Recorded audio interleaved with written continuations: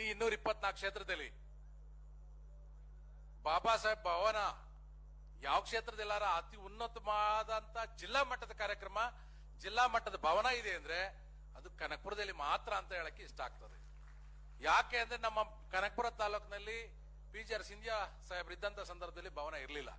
ನಾವು ನಮ್ಮ ನಾಯಕರ ಅನೇಕ ಮುಖಂಡಗಳೆಲ್ಲ ನಮ್ಮ ನಾಯಕರನ್ನ ಭೇಟಿ ಮಾಡಿ ಮನವಿ ಮಾಡ್ಕೊಂಡಂತ ಸಂದರ್ಭದಲ್ಲಿ ಗೌರ್ಮೆಂಟ್ ಜಾಗದಲ್ಲಿ ಅಂಬೇಡ್ಕರ್ ಭವನ ಎಲ್ಲಾ ತಾಲೂಕಲ್ಲೂ ಇದೆ, ತಾಲೂಕ್ ಮಟ್ಟದಲ್ಲಿ ಇದೆ.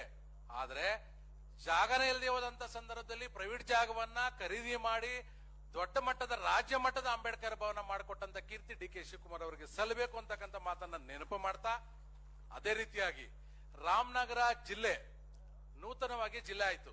ಆ ಸಂದರ್ಭದಲ್ಲಿ ಅಲ್ಲಿರ್ತಕ್ಕಂಥ ಜಿಲ್ಲಾ ಮುಖಂಡಗಳು ನಾವೆಲ್ಲರೂ ಹೋಗಿ ಸನ್ಮಾನ್ಯ DK ಶಿವಕುಮಾರ್ ಸಾಹೇಬ್ರವ್ರನ್ನ ಅಂಬೇಡ್ಕರ್ ಅವರ ಸ್ಟ್ಯಾಚ್ಯೂನ ಪುತ್ಥಳಿಯನ್ನ ನಿರ್ಮಾಣ ಮಾಡಬೇಕು ಸರ್ ಅಂತ ನಾವು ಮನವಿ ಮಾಡ್ಕೊಂಡ್ವಿ. ಆದ್ರೆ ನಾವು ಮನವಿ ಮಾಡಿದ್ದು 7 ಅಡಿ ಸ್ಟ್ಯಾಚ್ಯೂ ಇತ್ತು. 7 ಅಡಿ ಸ್ಟ್ಯಾಚ್ಯೂನ ನಿರ್ಮಾಣ ಮಾಡ್ಬೇಕನ್ನೋದು ಅಷ್ಟೇ ನಮ್ಮ ಮನವಿ ಇತ್ತು. ಆದ್ರೆ ನಮ್ಮೆಲ್ಲರ ಪ್ರೀತಿಯ ನಾಯಕರಂತ DK ಶಿವಕುಮಾರ್ ಅವರು ಸಾಹೇಬ್ರವರು ವಿಧಾನಸೌಧ ಮುಂದೆ ಎಷ್ಟು ಅಡಿ ಇದೆ?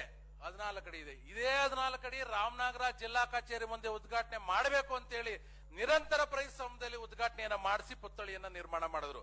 ಆದ್ರೆ ಈ ಕಿತ್ತೋದ್ ಬಿಜೆಪಿಯವರು ಸರ್ಕಾರ ಹೋಯ್ತು ಅಂತ ಪುತ್ಥಳಿ ನಿರ್ಮಾಣ ಮಾಡಿದ್ರು DK ಬ್ರದರ್ಸ್.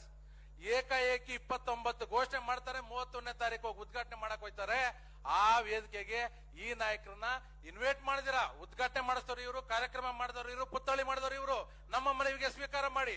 ಆದ್ರೆ ಅಂತ ಸಂದರ್ಭದಲ್ಲಿ ಅದೇ ರಾಮನಗರ ಜಿಲ್ಲಾ ಮುಖ್ಯಮಂತ್ರಿಗಳ ಬೊಮ್ಮಾಯಿರವರ ವೇದಿಕೆ ಮೇಲೆ ನಮ್ಮ ನಾಯಕರನ್ನ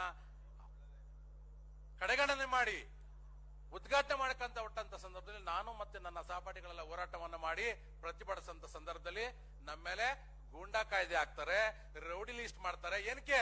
ಅಂಬೇಡ್ಕರ್ ಸ್ಟ್ಯಾಚ್ಯೂ ಉದ್ಘಾಟನೆ ಮಾಡಿ ಸ್ವಾಮಿ ಅಂತ ನಾಯಕರ ಹತ್ರ ಕೇಳ್ಕೊಂಡು ನಮ್ಮನವಿನ ಸೇರಿಸಿ ಅಂಬೇಡ್ಕರ್ ಭವನ ಉದ್ಘಾಟನೆ ಮಾಡ್ತಾ ಇದ್ರೆ ಅದನ್ನ ತೆರಳಿಸ್ತಾರೆ. ಯಾಕೆ ಈ ಸಂದರ್ಭದಲ್ಲಿ ಹೇಳ್ತಾ ಇದ್ದೀನಿ ಅಂದ್ರೆ, ಬಾಬಾ ಸಾಹೇಬ್ ಅಂಬೇಡ್ಕರ್ ಅವರ ಕನಸು ನನಸು ಮಾಡುವಂತ ಯಾವ್ದಾರ ಪಕ್ಷ ಇದೆ ಅಂದ್ರೆ ನಿಮಗೂ ನಮಗೂ ಕ್ಲಿಯರ್ ಕಟ್ ಆಗಿದೆ, ಓನ್ಲಿ ಕಾಂಗ್ರೆಸ್ ಪಾರ್ಟಿ. ಈ ರಾಷ್ಟ್ರದಲ್ಲಿ ರಾಷ್ಟ್ರೀಯ ಅಧ್ಯಕ್ಷರು ಮಾಡಿರ್ತಕ್ಕಂಥ ಪಾರ್ಟಿ ಕಾಂಗ್ರೆಸ್ ಪಾರ್ಟಿ.